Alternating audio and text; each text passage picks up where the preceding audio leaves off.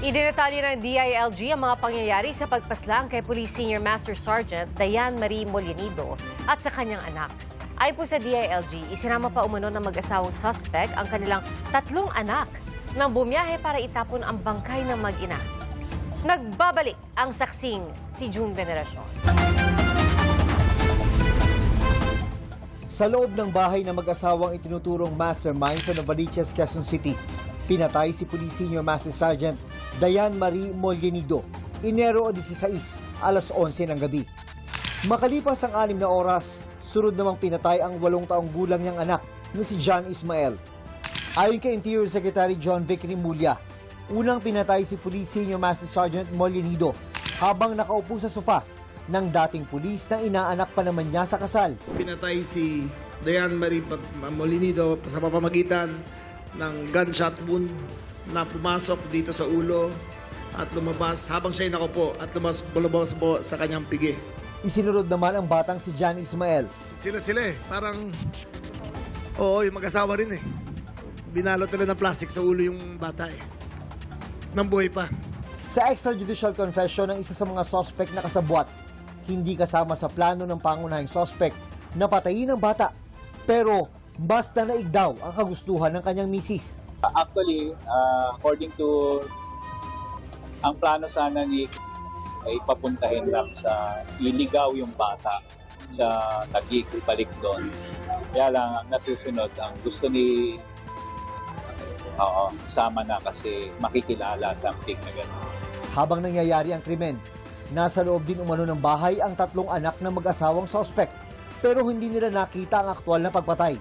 Sa tulong ng isang kasabwat, isinakay sa isang SUV ang katawan ng mag-ina para itapon. Isinama pa umano ng mag-asawa ang kanilang mga anak sa biyahe habang sakay ang mga bangkay. Ang plano nila, alika, bakasyon muna tayo sa Baguio. Kaya na sinabi sa mga bata. Pero along the way, nung night time nila, umikot sila, didispose sila yung mga katawan.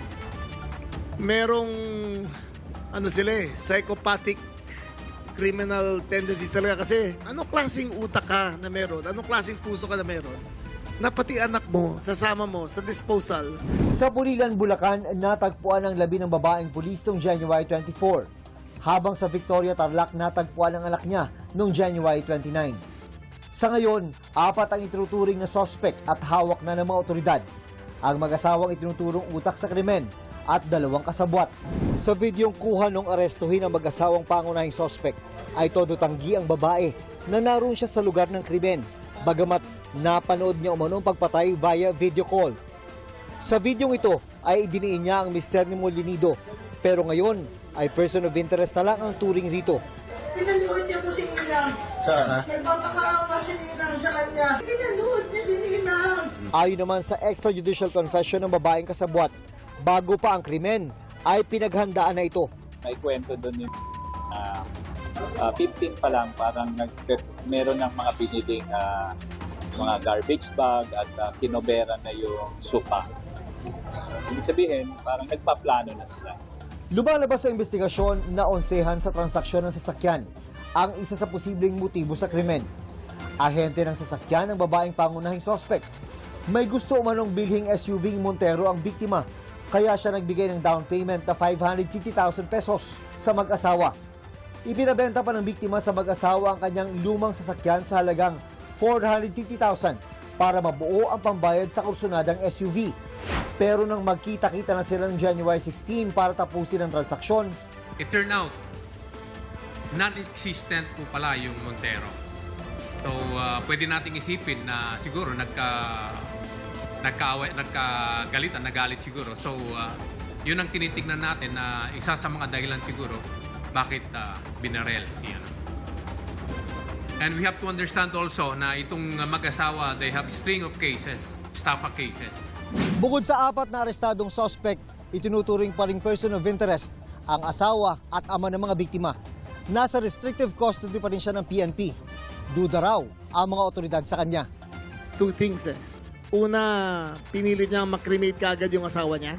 With yung clothes na namatay siya. Pulis siya, dapat alam niyo yun. Pangalawa, nung interview, parang wala siyang remorse.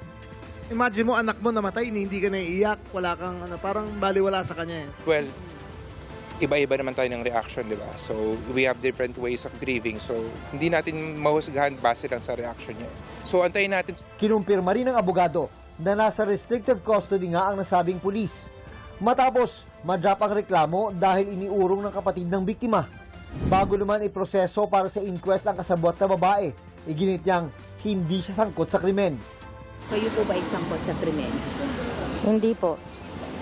Ano lang po kayo, ma'am? Witness lang. Witness po ako. Ako po nakakita. Ano pong nakita ninyo, ma'am? Kung paano... Sige, attorney, nagsasabihan lang natin siya, ma'am. Ano pong nakita ninyo, ma'am? Sa ano na lang, ma'am? Sa trial na lang po.